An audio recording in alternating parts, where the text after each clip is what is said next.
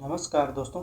आज के इस वीडियो में हम बात करने वाले हैं भारत के भूगोल के अंतर्गत बहुउद्देशीय परियोजनाओं के बारे में। ये वीडियो काफ़ी इम्पोर्टेंट है, जिसके अंतर्गत आज हम बहुउद्देशीय परियोजनाओं के बारे में देखेंगे। चूँकि इंडियन ज्योग्राफी की श्रृंखला में मैं आपको बता दूं कि इससे पहले जब मैंने शुरू की थी उसमें मैंने इस टॉपिक के बारे में विस्तृत रूप से आपको बता दिया था, लेकिन चूँकि ये नई सीरीज है, इसमें कुछ अन्य तथ्यों को शामिल किया जाएगा। तो आइए आज हम देखते हैं बहुउद्देशीय परियोजनाओं के बारे में। आइए देखते हैं। दरअसल मैं बता दूं कि जो ये वीडियो है वो लैपटॉप की स्क्रीन को रिकॉर्ड करके मैं बना रहा हूं, तो आप लोग इसको इसमें क्या है कि फैक्टों का संग्रह ज़्यादा हो सकता है, वाइट बोर्ड पर चीज़ें उतनी ज़्यादा नहीं बताई जा सकती हैं। इस वजह से मैं आपके लिए वाइट बोर्ड की जगह ये टॉपिक ऐसा है कि इसको मैं लैपटॉप की स्क्रीन रिकॉर्ड करके मैं आपको बता रहा हूँ। तो आइए देखते हैं। सबसे पहले देखेंगे कि आखिर ये होती क्या है ये परियोजनाएँ। तो बहुउद्देशीय परियोजनाओं की बात करेंगे तो ऐसी परियोजना जो एक ही स्रोत या संसाधन से कई उद्देश्यों की पूर्ति करती हो, मतलब कई सारे उद्देश्यों की पूर्ति, इसलिए तो इसको बहुत से उद्देश्यों की पूर्ति करती है, उसको बहुउद्देशीय परियोजना कहते हैं।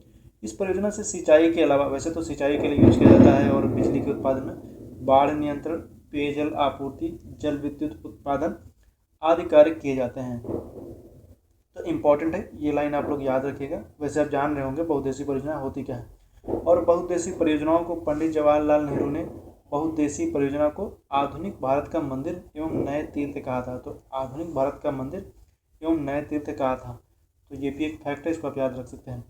नेक्स्ट हम बात करेंगे कि आखिर इसके उद्देश्य क्या हैं। बहुउद्देशीय परियोजनाओं के उद्देश्य क्या होते हैं, अभी मैंने बताया हालांकि ऊपर। तो जल विद्युत उत्पादन, सिंचाई, बाढ़ नियंत्रण, मत्स्य पालन एवं पर्यटन, जल आपूर्ति, ये सारे इसके मुख्य उद्देश्य होते हैं।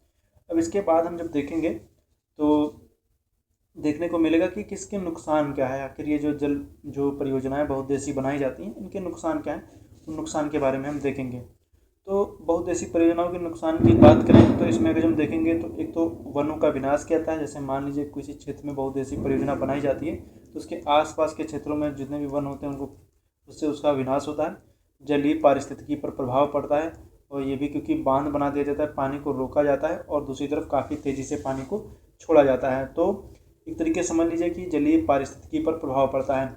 मिट्टी का कटाव होता है, ये भी इम्पोर्टेंट है। मिट्टी का कटाव आसपास के क्षेत्रों में देखेंगे, जब पानी काफ़ी तेज़ी से छोड़ा जाता है तो उसके आसपास के क्षेत्रों में मिट्टी का कटाव काफ़ी तेज़ी से होता है। जल संकट की स्थिति, ऊपर के क्षेत्र में तो जल भरा हो जाता है, लेकिन जब पानी रोका जाता है तो आसपास के क्षेत्रों में जो निचला क्षेत्र है उसमें जल संकट की स्थिति भी देखने को मिलती है। लोगों का विस्थापन होता है। आप जान रहे हैं कि जब ये क्षेत्र बनाया जाता है तो पीछे का क्षेत्र काफ़ी बड़े एरिया में क्या होता है कि जलमग्न हो जाता है, और जलमग्न होने की वजह से लोगों का विस्थापन भी होता है।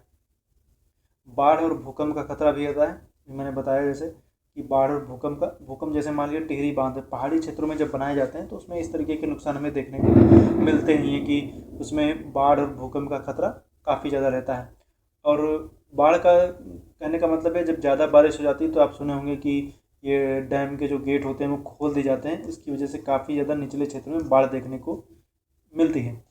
नदी के प्राकृतिक प्रवाह में बाधा आती है। यह भी है कि प्राकृतिक प्रवाह जो था वो रुक गया, उसमें बाधा आई।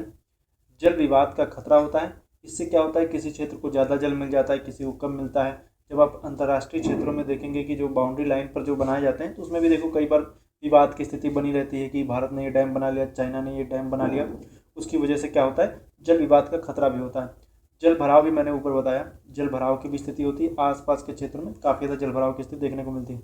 स्थानीय समुदाय की अनदेखी की जाती है, खास करके जब डैम वगैरह बनाए जाते हैं तो आप देखते होंगे कि बहुत से क्षेत्रों में देखने को मिलता है कि बहुत से आंदोलन शुरू किया, जैसे नर्मदा आंदोलन आप सुने होंगे। तो क्या होता है कि जब जल भराव की स्थिति हो या स्थानीय समुदाय की अनदेखी की जाती है तो ये देखने को मिलता है। जैव विविधता को नुकसान होता है। जैव विविधता को नुकसान तो होगा ही, क्योंकि आसपास के क्षेत्रों में क्या किया जा रहा है, आसपास के क्षेत्रों में पानी को भरा जाएगा तो जैव विविधता का ह्रास भी होगा। खास करके समुद्री जीव, जो जलीय जीव हैं उनका भी, और जो स्थलीय जीव हैं उनका भी। गाद जमाव की समस्या, जब ये डैम बनाया जाता है तो दूसरी तरफ से आने वाला जो पानी होता है वो इसी डैम के निचले क्षेत्रों में गाद के रूप में जमा हो जाता है। जब गाद के रूप में नीचे जमा हो जाता है तो धीरे धीरे क्या होती है, डैम की जो जल धारण क्षमता होती है वो कम होती जाती है। इसमें जो जल स्तर है वो आपको देखने को मिले ऊंचा उठेगा, लेकिन पानी जो होता है वो कम होता आता है, क्योंकि नीचे की तरफ गाद जमा हो जाता है।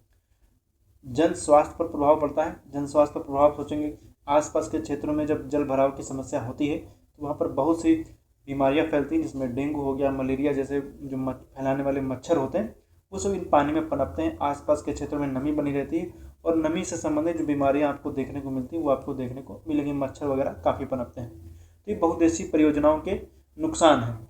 इसके बाद जब हम देखेंगे तो हमें देखने को मिलेगा समस्या का निराकरण क्या है। आखिर इस समस्या का निराकरण क्या है, कैसे समस्या से निजात पाई जा सकती है। तो गाद जमाव का रोकना या ड्रेजिंग तकनीकी का उपयोग करना, मतलब कि गाद के जमाव को रोकना और इसको बाहर करना। जलाशय में औद्योगिक और कृषि कचरे को रोकने के लिए सख्त नियम बनाए जाएं। मतलब कि औद्योगिक और कृषि कचरा जो होता है, जो उसमें जलाशयों में आता है, उसको रोकने के नियम बनाए जाएं। प्रभावित लोगों को समुचित मुआवजा और पुनर्वास की व्यवस्था की जाए। ये भी एक इम्पोर्टेंट है कि जो भी प्रभावित लोग हैं उनको मुआवजा वगैरह दिया जाए, पुनर्वास की व्यवस्था वगैरह ये सब की जाए। योजना के निर्माण के शुरुआती चरण में स्थानीय समुदायों को निर्णय में शामिल किया जाना चाहिए। मतलब अगर जो कोई बात की जा रही है, मतलब कि अगर जो कि यहाँ पर डैम बनाया जाएगा तो उसमें स्थानीय समुदायों को भी उनसे बात करनी चाहिए कि आखिर यहाँ पर डैम बनाया जाएगा और उनको भी उस निर्णय की प्रक्रिया में शामिल किया जाए कि उनके भी हितों को ध्यान में रखते हुए योजनाएं बनाई जाएं और उससे उनको ज़्यादा नुकसान ना हो। ये भी एक इम्पॉर्टेंट है। बाढ़ के नियंत्रण के बारे में भी जानना चाहिए कि जब ये बनेगा बांध तो इसके समस्या का निराकरण, बांध नियंत्रण कैसे किया जाएगा। बांधों को भूकंप जोखिम वाले क्षेत्रों में निर्माण करने से बचना चाहिए। मतलब बांधों को ऐसी जगह बनाया जाना चाहिए जहाँ पर उनके एक तरीके से कह सकते हैं कि वहाँ पर किसी भी तरीके से कि भूकंप जोखिम वाले क्षेत्र ना हो, क्योंकि जब भूकंप जोखिम वाले क्षेत्र में बांध बनाए जाएंगे तो जब बाढ़ वगैरह की स्थिति बनेगी या जैसे भूकंप वगैरह आएंगे तो फिर वो काफ़ी ज़्यादा नुकसानदेह होगा। बांधों की समय समय पर सुरक्षा और संरचनात्मक दायित्व की जांच की जाए। मतलब कि बांध की जो कि समय समय पर उसकी जांच की जाए, कैसे सुरक्षित है कि नहीं है, संरचनात्मक स्थायित्व उसका कैसा है, इसकी जांच की जाए। पर्यावरण प्रभाव का मूल्यांकन किया जाए कि आखिर इस पर पर्यावरण का क्या प्रभाव पड़ेगा, उसके बारे में भी पूरा मूल्यांकन किया जाए। लोगों को जल संरक्षण और बांधों के महत्व को बारे में समझाना चाहिए और जागरूकता अभियान चलाए जाने चाहिए। होता क्या, जब किसी क्षेत्र में बांध बनता है तो अब अगर जो बांध के जो आप देखे होंगे कि आंदोलन स्थानीय स्तर पर क्या होते हैं, आंदोलन शुरू हो जाते हैं। तो उस आंदोलन से मतलब आंदोलन क्यों कर रहे हैं, उनको इस बांध के बारे में क्या आखिर इसके लाभ होते हैं और इसके महत्व क्या हैं, इससे क्या क्या बदलेगा, उसके बारे में पूरा बताना चाहिए। और उसके बाद में एक जागरूकता अभियान भी चलाए जाने चाहिए उस क्षेत्रों में, ताकि जो भी इस तरह की समस्या आ रही है कि लोग आंदोलन कर रहे हैं वो उससे निजात पा सकें। तो ये थी इम्पोर्टेंट बातें जो मैंने आपको बताई हैं।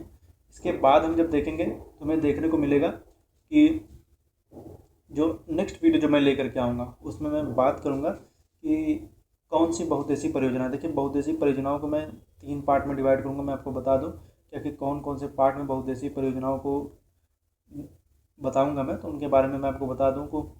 तो मैं आपको बता दें कि इससे जो नेक्स्ट वीडियो आएगा उसमें प्रमुख बहुउद्देशीय परियोजनाओं के बारे में बताएंगे, प्रमुख बहुउद्देशीय परियोजनाओं के। इसके बाद में उनके बारे में विस्तृत रूप से बताएंगे, जैसे भाखड़ा नांगल बांध हो गया, और बात करेंगे हीराकुंड बांध हो गया, इन सब के बारे में, दामोदर घाटी परियोजना के बारे में, इन सब के बारे में विस्तृत रूप से बताएंगे। उसके बाद जो वीडियो आएगी उसमें प्रमुख बांधों को एक मैप में बता देंगे। एक तरफ बांध लिखा होगा, दूसरी तरफ राज्य लिखा होगा और नदी लिखी होगी किस नदी पर बनाया गया है। तो सुमेलित करने के लिए ऐसे क्वेश्चन आ जाते हैं कि कौन सा बांध किस राज्य में है और किस नदी के किनारे पर स्थित, किस नदी पर बना हुआ है उसके बारे में, और किस राज्य में है। उससे रिलेटेड अगर जो कोई फैक्ट होगा तो उसको भी वहीं पर बता देंगे। तो उससे क्या होगा कि सारे बांध जो होंगे वो एक साथ कंप्लीट हो जाएंगे। तो नेक्स्ट वीडियो जो होने वाली है वो यही होगी, जिसमें हम बात करेंगे प्रमुख बांधों के बारे में। प्रमुख बांधों के बाद में अन्य बांध जो होंगे उनके बारे में, खासकर इसके रिलेटेड मैं पूरे जितने भी बांध हैं सबको मैं एक मैप में बना के आपको बता दूंगा कि कौन सा बांध किस नदी पर स्थित है। तो उससे क्या होगा कि आपको समझने में आसानी हो जाएगी और ये टॉपिक उसी के साथ समाप्त हो जाएगा। उसके बाद जो हम शुरू करेंगे उसमें मैं बात करने वाला हूँ जो बंदरगाह के बारे में। बंदरगाह का वीडियो भी इसी डिजिटल स्क्रीन पर मैं बता दूंगा। इसके बाद जो वीडियो आएगी उस जो टॉपिक ऐसे होंगे जिसमें वाइट बोर्ड की ज़रूरत पड़ेगी तो मैं वाइट बोर्ड पर भी वीडियो बनाऊंगा। लेकिन अभी फ़िलहाल जो इम्पोर्टेंट टॉपिक जो उस तरीके के हैं जिनमें फैक्ट ज़्यादा होते हैं, क्योंकि वाइट बोर्ड पर फैक्ट जो होते हैं वो लिमिटेड आते हैं, ज़्यादा आप चीज़ें लिख नहीं सकते हैं। इसकी वजह से क्या होता है, बहुत से फैक्ट मिस हो जाते हैं। इसमें क्या होता है कि मैं जितने भी फैक्ट होंगे उनको मैं बहुत विस्तृत रूप से आपको बता दूंगा कि आखिर कौन कौन से फैक्ट हैं। तो उससे आपको वो चीज़ें तैयार भी हो जाएंगी और समझने में भी आसानी रहेगी। तो ये काफ़ी इम्पोर्टेंट वीडियो था। नेक्स्ट वीडियो में, हालांकि एक तरीके से ये फैक्चुअल वीडियो नहीं है, इसमें कॉन्सेप्ट से लेना आपको उसके बारे में, परियोजना के नुकसान क्या होते हैं और उन सब के बारे में मैंने बताया है। जब नेक्स्ट वीडियो आएगा उसमें हम प्रमुख परियोजनाओं के बारे में बताएंगे, उसके बाद प्रमुख बांधों के बारे में। तो उसी के साथ जो ये प्रमुख बहुउद्देशीय परियोजनाओं का जो वीडियो होगा वो समाप्त हो जाएगा, सीरीज समाप्त है। उसके बाद हम फिर इंडियन ज्योग्राफी में आगे कंटिन्यू करेंगे, जिसके अंतर्गत अभी हमें बात करें तो अभी मुझे बताना है प्रमुख खनिज के बारे में, प्रमुख उद्योगों के बारे में, इन सब के बारे में बताएंगे। अभी नेशनल पार्क वाला वीडियो छूटा हुआ है, वन्य जीव अभ्यारण्य कौन से हैं उनके बारे में बताएंगे, वो भी टॉपिक अभी छूटा हुआ है। इन सब टॉपिकों को कवर करते हुए हम आपको बताएंगे। तो आज के लिए इतना ही। वीडियो देखने के लिए आपका बहुत बहुत धन्यवाद।